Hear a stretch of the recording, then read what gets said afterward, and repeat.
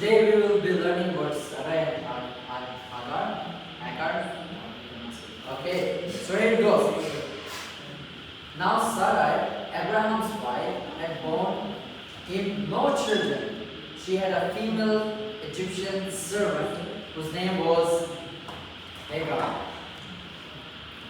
And Sarah said to Abraham, Behold, now the Lord has prevented me from bearing children. Go into my servant, and it may be that I shall obtain children by her.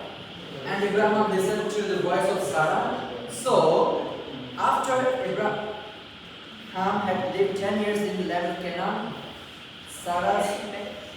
Abraham's wife took Hagar, Egyptian, her servant, and gave her to Abraham, her husband, as a wife. Take her. I don't care. Take her and make babies.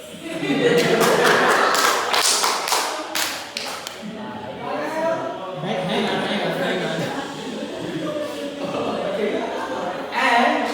And he went into Hagar, and she conceived. And when she saw that she had conceived, she looked with contempt on her mistress. What did you do? Do you think you're better than me? Take your things and leave. Go. And Sarah said to Abraham, This is all your fault. You took her. I guess, bro.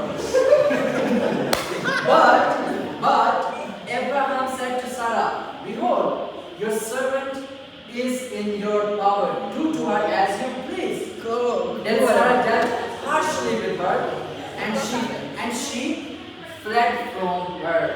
Go, leave.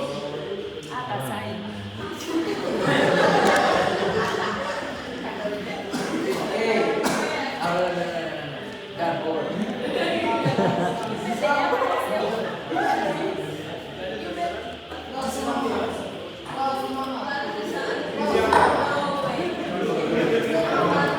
You guys come here.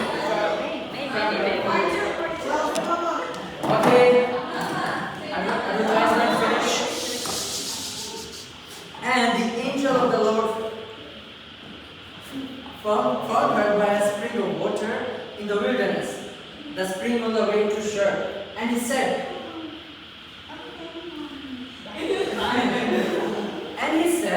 Hagar, servant of Sarai, where have you come from and where are you going? She said, I am fleeing from my mistress Sarai.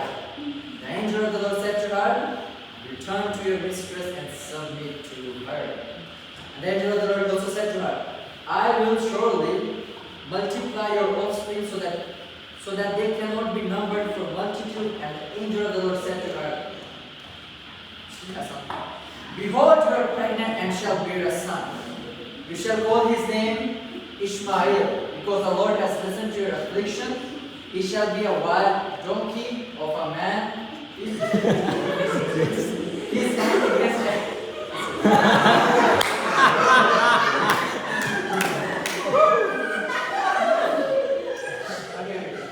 his hand against heaven. So Sarah, Agar, she called the name of the Lord who spoke to her, You are a God of sin. For she said, Truly, I have seen him who looks after me.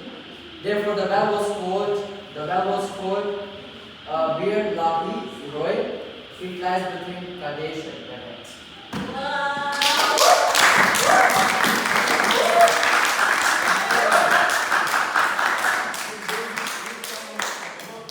Okay, so again, questions. Question time. Who is the person Jesus is reaching in this story? Hagar. Think again. Please don't answer. So who is the main person in this story Jesus is reaching? Huh? She's saying Sarah. He's saying Hagar. Three of them? We have different opinions. Okay, guys, listen please. And then, what is the personal challenge for? Okay, first, which one? Choose one. Sarah, Hagar, or Abraham, or what? Ishmael. He was a kid, bro. See a blessing. Let's go with Sarah. Let's go, Sarah. Okay. So, what was the personal challenge for Sarah? So, Loud for them. To believe in God's promise. Really? Really. Okay. And then, what did Jesus do for her? For Sarah? In this Bible chapter. see, I told you it was Hagar. It was, yeah, God gave Hagar back too. So the angel comforted her, so she can go back and he will bless her offspring. That's what the Bible says. He Oh. gave her a second chance. Yeah. Oh, so it's Hagar, and then God gave her second chance, and also with blessings. Okay. Who is God to Hagar in this story? She is actually Egyptian. She's not a Hebrew, right? Okay. She does not believe the God of Abraham. She's just a slave. So who is God to Hagar? Another God. Not his personal God. Are you sure? But Ah. if you go to verse 13 and 14, we can see that when angel comforted her, she accepted the God as a God of sin because he looked after her. Oh, very nice. Thank you so much. You did well.